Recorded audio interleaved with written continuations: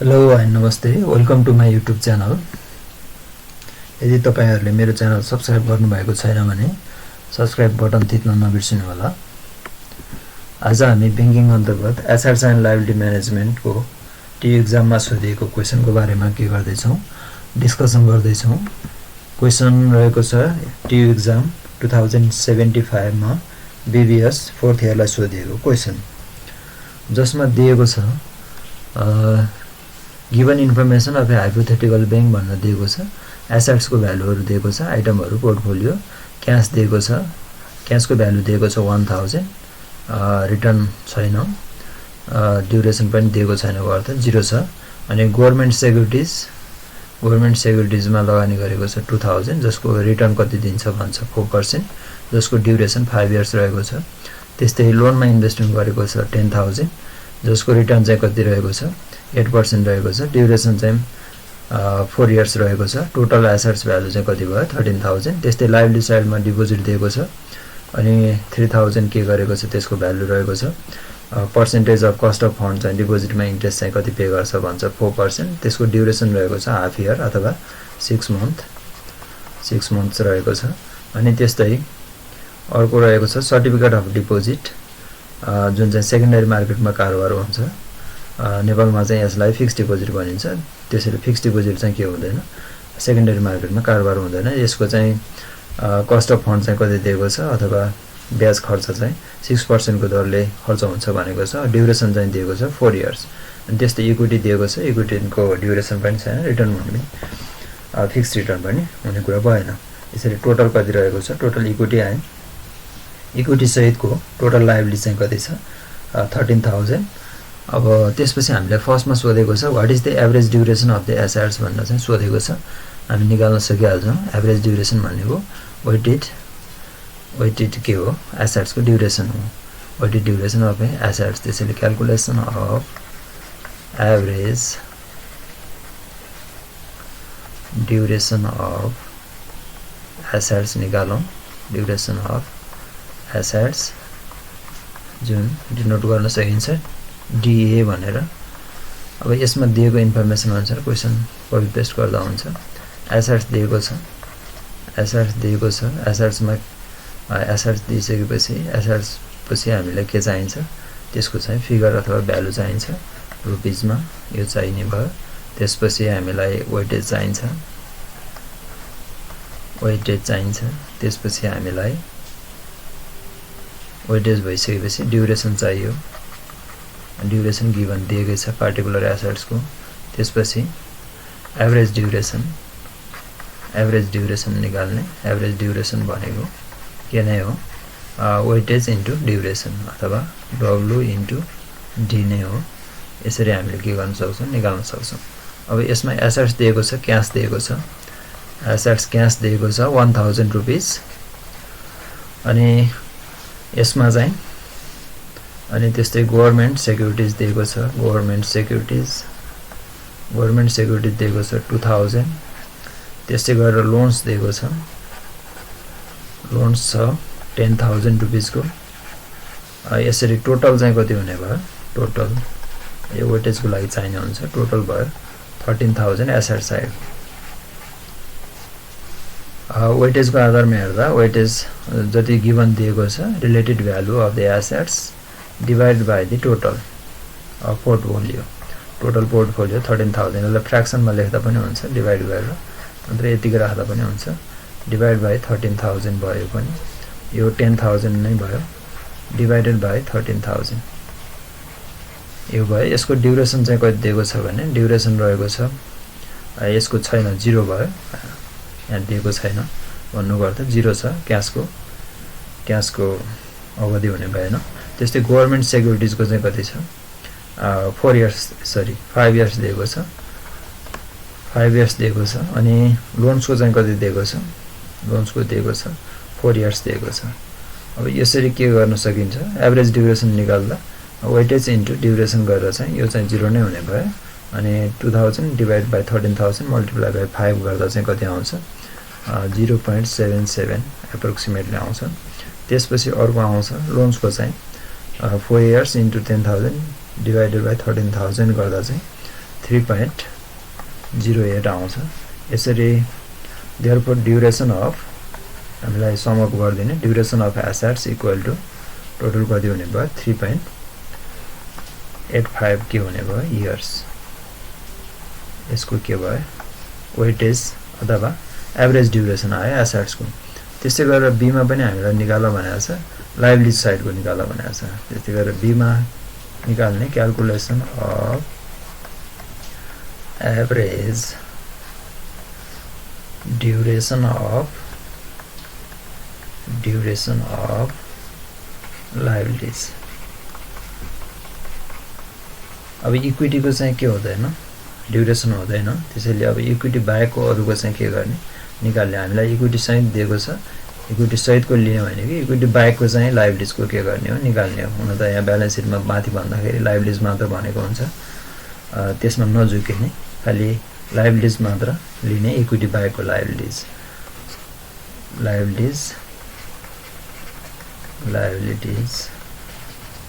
त्यसपछि माथिकै फर्मेट भइहाल्यो, रुपिज भइहाल्छ अनि वेटेज भइहाल्छ।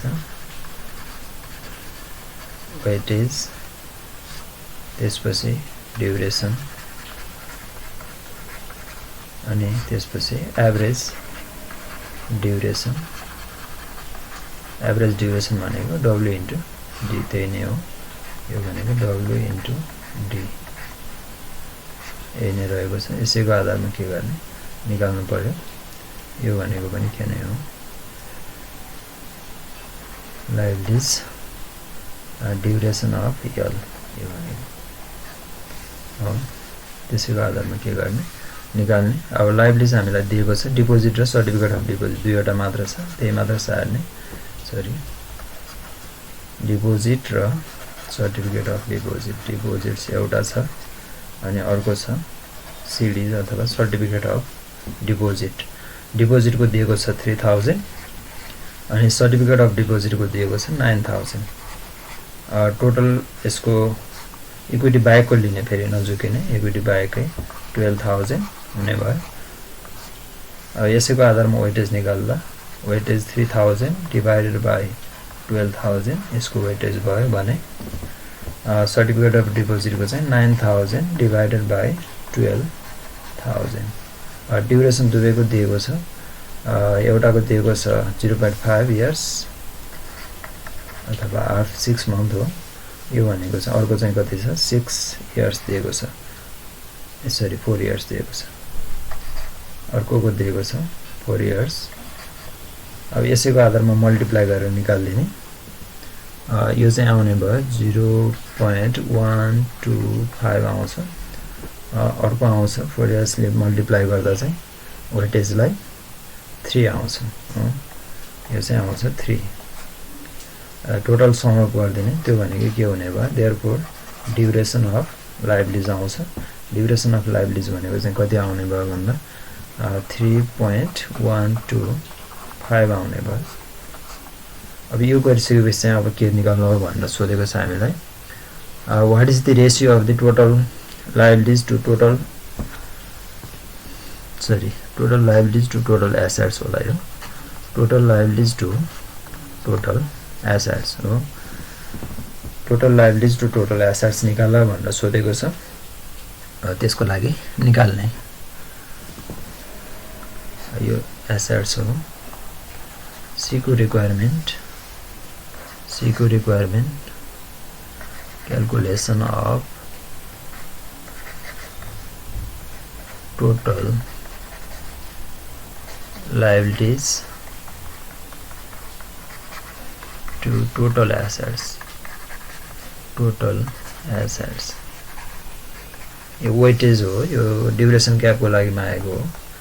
खास अब यो त्यसैमा आउँथ्यो ननिकाल भनेको भए पनि मार्क्स वेटेजको लागि चाहिँ 5 वटा पोइन्ट पुऱ्याउनै राखेको हुनुपर्छ। जे भए पनि निकाल्दा therefore weightage equal to total liabilities divide by total assets. Total liabilities दिएको छ 12000 हो। इक्विटी बाहेकको यो लिने होइन कि इक्विटी बाहेकको के गर्ने यो लिने। यो भनेको चाहिँ कति हुन्छ 12000 हो। टोटल लायबिलिटीज भयो यो भयो 12000 त्यसमा डिभाइड गर्ने टोटल एसेट्स जति छ त्यतिले नै डिभाइड गर्ने 13000 यो भयो। यो गर्दा जति आउँछ त्यो भ्यालु नै भयो 9231 आउँछ। यो भ्यालु भयो वेटेज भयो हो। त्यसपछि अर्को सोधेको छ डी मा चाहिँ what is the duration gap भनेको छ। ड्युरेसन ग्याप निकाल भनेको छ। क्याल्कुलेसन अफ ड्युरेसन ग्याप निकाल्ने ड्युरेसन ग्याप निकाल्ने that is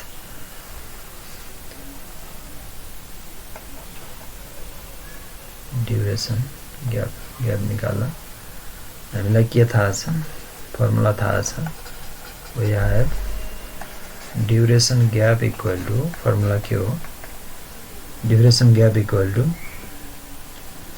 duration of assets minus के हो यो भन्दा अगाडिको भिडियोहरुमा डिस्कसन गरिएको छ कन्सेप्टमा weightage of duration of liabilities हो। त्यसैले अब भ्यालु पुट गर्ने ड्युरेसन अफ एसेट्स यहाँ क्वेशनमा अघि नै निकालिसकेको छ। ड्युरेसन अफ एसेट्स कति आएको थियो ड्युरेसन अफ एसेट्स आएको थियो अघि निकाल्दा 3.85 आएको थियो। यो क्याल्कुलेसन गरेको छ यहाँनेर यो स्टेजमा। अनि बी मा चाहिँ ड्युरेसन अफ लायबिलिटीज कति आएको छ ड्युरेसन अफ लायबिलिटीज हाम्रो आएको थियो 3.125 यो दुईवटा इन्फर्मेसनको आधारमा यहाँ निकाल्ने हो। ड्युरेसन अफ एसेट्स कति भयो 3.85 वेटेज भर्खरै निकालेको छ अथवा डाइरेक्ट यही भ्यालु राख्दा पनि हुन्छ ननिकाल्दा भनेको भए। वेटेज भनेको सधैँ के हुने गर्छ total liabilities divide by total asset. Total liabilities भनेको इक्विटी बाहेकको त्यो चाहिँ सम्झिने। वेटेज आएको छ 0.9231 इन्टु ड्युरेसन अफ लायबिलिटीज कति आयो 3.125 यसरी भ्यालु निकाल्दा यसको भ्यालु आउनु पर्यो 0.96 इयर्स आउँछ अथवा पोजिटिभ नै आउँछ हो। ड्युरेसन ग्याप चाहिँ के छ पोजिटिभ ग्याप नै आएको छ पोजिटिभ ग्याप नै आउँछ। ड्युरेसन ग्याप प्लसमा आएकोले पोजिटिभ भयो। त्यसपछि अर्को चाहिँ केमा आएको छ what is the percentage change in the value of equity if current interest rate on the average is 6% and all the interest rates are expected to increase by 200 basis point। अब यसमा चाहिँ भ्यालु अफ इक्विटीमा चाहिँ के change आउँछ भन्छ हो।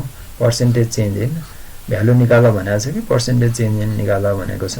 हेर्ने percentage भनेको भए जस्तै इक्विटीको भ्यालु मात्र निकाल्दा के चेन्ज आउँछ कतिले परिवर्तन आउँछ इन्क्रिज डिक्रिज के हुन्छ भनेको भए चाहिँ त्यो फर्मुलामा के गर्नुपर्ने हुन्छ टोटल एसेट्सले मल्टिप्लाई गर्नुपर्ने हुन्छ। अन्यथा चाहिँ के हुँदैन त्यो मल्टिप्लाई पर्सेन्टेज पर्सेन्टेज मात्र निकाल्नु पर्ने अवस्थामा टोटल एसेट्सले मल्टिप्लाई गर्नु परेन। त्यसैले इक्वल रिक्वायरमेन्टमा लाग्यो। इक्वल रिक्वायरमेन्टमा क्वेशनले भने अनुसार if interest rate increased by 200 basis point भनेको छ। basis point BPS पनि भन्छ यसलाई BPS भन्नु पनि सक्छ BPS basis point that is यो भनेको 2% हो। बढ्छ भनेकोले 2% ले के भनेको छ बढ्छ भनेको छ। बढ्छ भन्ने बित्तिकै प्लस साइनमा हुन्छ हो। घट्छ भने माइनस साइनमा हुन्छ त्यति मात्रै हो। अनि यसको आधारमा चाहिँ के निकाल्दा भनेको छ हामीलाई थाहा छ हो। के थाहा छ फर्मुला थाहा छ we have percentage change in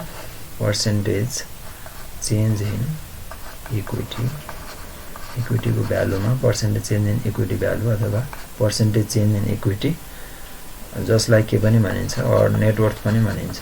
net worth भन्न पनि सक्छ कहिलेकाहीँ क्वेशनमा नेटवर्थ भन्न पनि सक्छ त्यही नै हो कुरा। Equal to minus duration gap.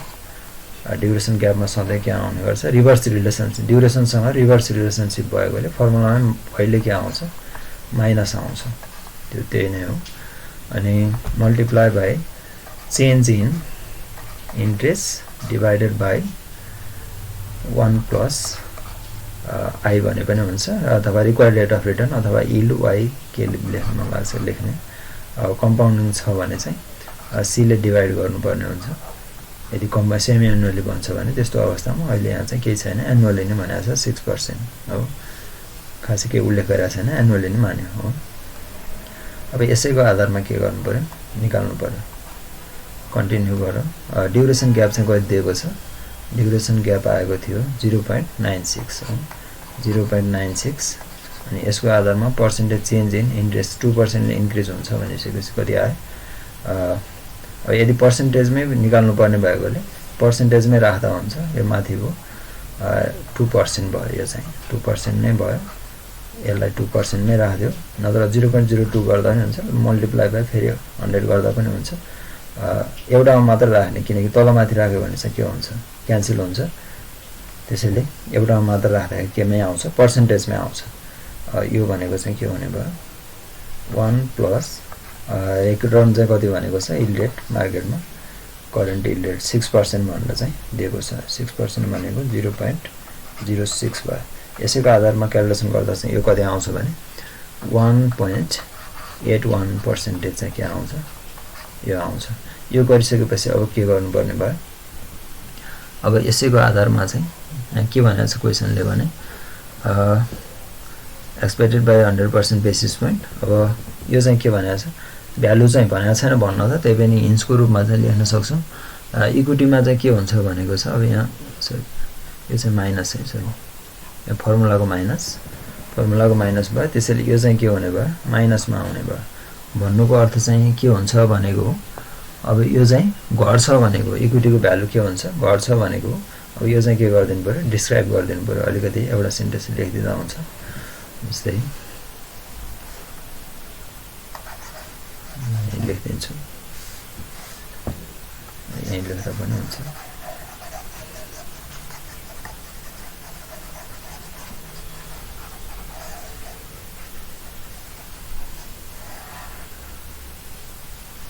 अब यसमा लेख्दिनँ हिन्स। यो भन्नुको अर्थ के हो भने, hence if market interest rate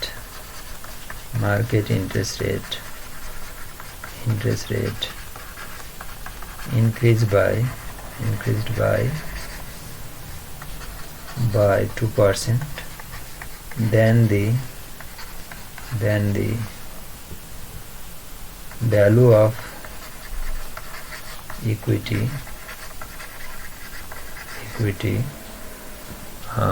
fall अथवा डिक्रिज बाय अथवा decline bye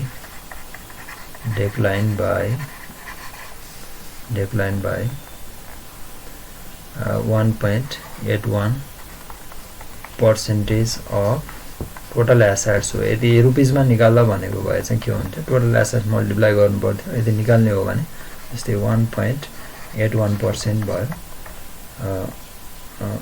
multiply assets value चाहिँ कति दिएको छ, 13,000 दिएको छ। यो मल्टिप्लाई गरेर चाहिँ जति आउँछ त्यो भ्यालु यहाँ लेख्न सक्छु। यो चाहिँ रुपिसमा आयो हो।